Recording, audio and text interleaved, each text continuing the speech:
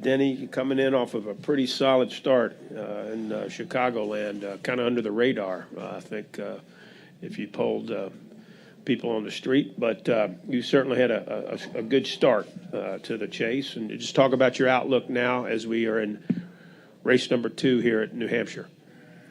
Well, it's we're excited to be here and obviously have a good start to the chase, and if we can really put ourselves in position this weekend with another strong run, we can probably breathe slightly easier going into next week's cutoff race. And so that's our main focus, is keeping this momentum going, keep working on our stuff, keep getting better, and hopefully keep working week to week and keep progressing.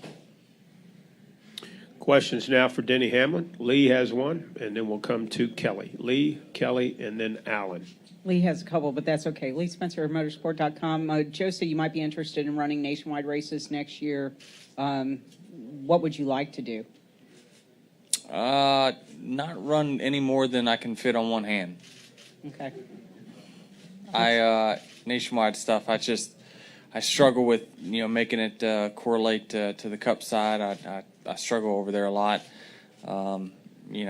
Good by some standards, I struggle by my standards. But I would like to run a few, and depending on what rules package the Cup Series has for next year, maybe they're going to be even closer together. And if that's the case, then yeah, it could be a benefit for sure.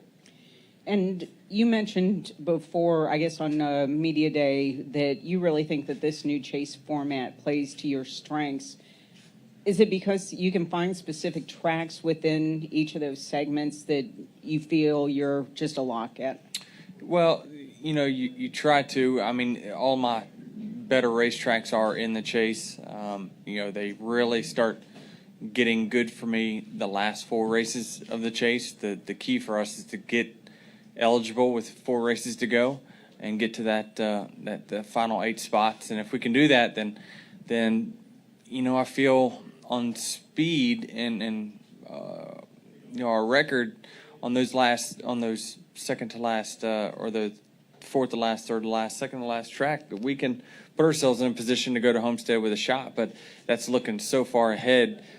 We have to concentrate on what we can do this weekend. And although you're just really wanting to get to that position, we still got 2 rounds to go to get to those tracks. So a lot can happen, and obviously we feel pretty good about where we're at right now. But that second segment with Charlotte, Kansas, and Talladega is the big question mark, I believe, for our race team.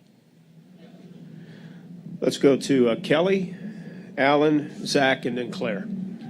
Kelly Crandall from Popular Speed. Denny, looking at Joe Gibbs Racing, aside from competition, when you look at, you guys all have sponsors, you're adding more sponsors, and next year you're putting together a 4th team. What do you think that says about the state of your organization and what Joe and JD can do over there?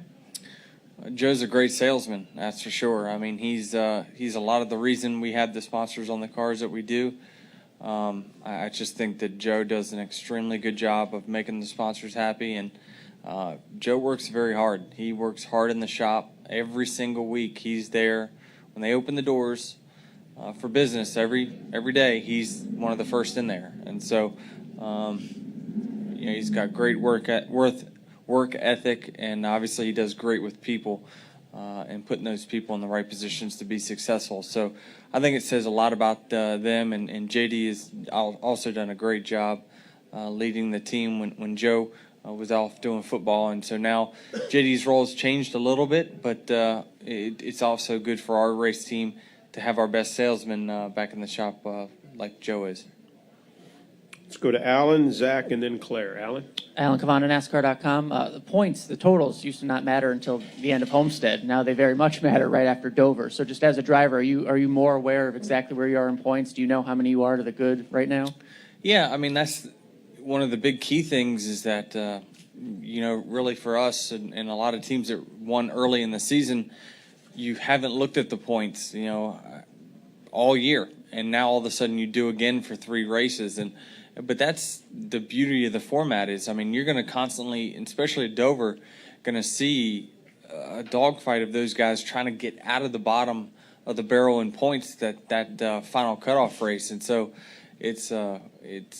the format is awesome. It's going to be around for a long time, and we're excited to see it all play out. I know as a race fan watching, and I can't wait to watch and see what happens for that cutoff spot. Who's going to be in and who's going to be out, and how they get there. Do you know how many you are to the good? I have no idea.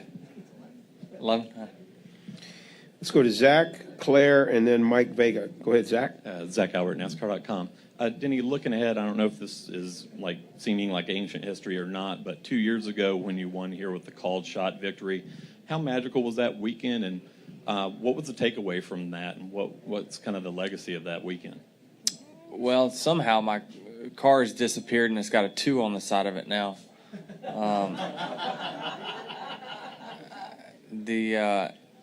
You just show up and your car is just really fast and you just can't do anything wrong, and you're fastest in every practice, and you just know what's going to happen. And what kind of led us to that is that, we had a race similar to what Brad had in the spring of 2012, what he had here in 14, except we didn't, we had some pit road issues and we ended up finishing second.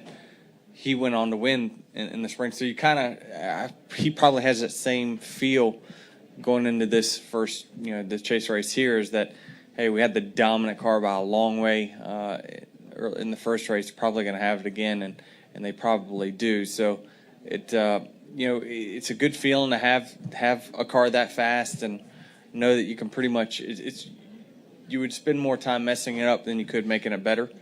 And so you just, as a driver, those days don't come around too often, and I haven't seen it since.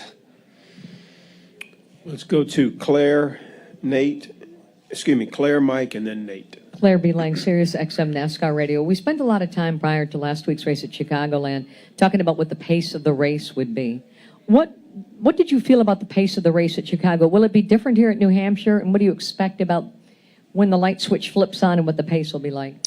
Well, it'll be different mostly because of the temperature change that I believe Sunday will bring. I think we'll probably be 15 degrees warmer or so, hopefully. Usually the hotter, the slicker the racetrack is, the better our cars at Joe Gibbs Racing typically perform. So, I mean, that's, we always struggle, it seems like, at Gibbs in general at racetracks where you're in practice, it's cold, the speeds are fast, and you just want that pace to slow down to create off-throttle time to really let our cars shine. And really, Chicago was one of those racetracks where the pace did slow down, and you saw what kind of racing it produced there for the lead. So I thought it was a great start to the chase. It was a great race to watch, and hopefully this race is kind of follows suit as far as that's concerned. We'll go to Mike and then to Nate. Hey, Denny, just wanted to ask you if you've ever heard the expression, there are horses for courses, courses for horses. And I never know what it means, though. well, it means that there are certain horses that love certain tracks. All right. But in your estimation, when you're looking at this chase and the tracks in it, what are the ones that you feel are suited for you? And is there anything in your racing background that you've drawn upon that helped you be successful at one track over another? Well, I think the short tracks in general is typically our suit, I guess you could say. But, I'm as much looking forward to Texas and Homestead than I am Martinsville and Phoenix. So I think it's just, we went through a really special period in my career between, 08 and really 2012, where our short track program was just really, really good. And so every time we went to anything under a mile, we were pretty confident we were going to be battling for a win. Now it seems like, our mile and a half program has really gotten a lot better with our finishes at, Indy and Atlanta and Chicago. So you really look forward to whatever tracks you can know you're going to run well at. And it seems like it's been the bigger ones for us over the short tracks. Richmond typically is a track I love going to, but we performed, subpar there. So, gosh, it just depends on the race weekend and how fast your car is when you unload. And that's kind of at the mercy of what you're at right now. So, I love the short tracks. I really think that they race the best, and we all ultimately have, great racing here at this racetrack each time, and Will at Martinsville and Phoenix as well. So most looking forward to them. Final question, Nate? Nate Ryan, USA Today Sports. Denny, going back to that 2012 card, does that somewhat emphasize that stat about that there's been 13 different winners here in 13 races? Because even as good as you were in that July race, I think you came out 8th, and being in another zip code from everybody else, that's still 50 laps still wasn't enough to get to the front. Yeah, I think that stat's going to change this weekend. I think that there's going to be a repeat winner, I believe.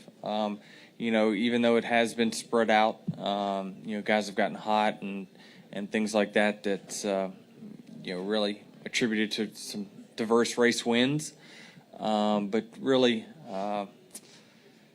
it's tough. I mean, you know, like I say, we went back to 8th or so, had 50 laps, just couldn't make it back. But just track position is so important at this racetrack, and that's why you see a lot of guys really battle the fuel mileage here.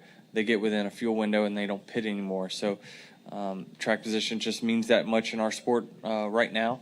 And you've got to do everything you can to both have a fast car and have that track position. And it's a tough balance because everyone around you is going to do the opposite when they know you have a dominant car. You know, just using the earlier race earlier in the season here, everyone's going to do probably the opposite of the two, and that's probably that's about what happened at the end of that race. Everyone stayed out. He pitted. He still was fast enough to make it through. So, you know, that's the tough part of being about the dominant car. You're always going to have to be on a different strategy than everyone else. Looking at that list of 13 guys, you think one of those guys? One of those 13 will win here for sure. Denny, thanks for coming in, and All good right. luck this weekend. Thank you.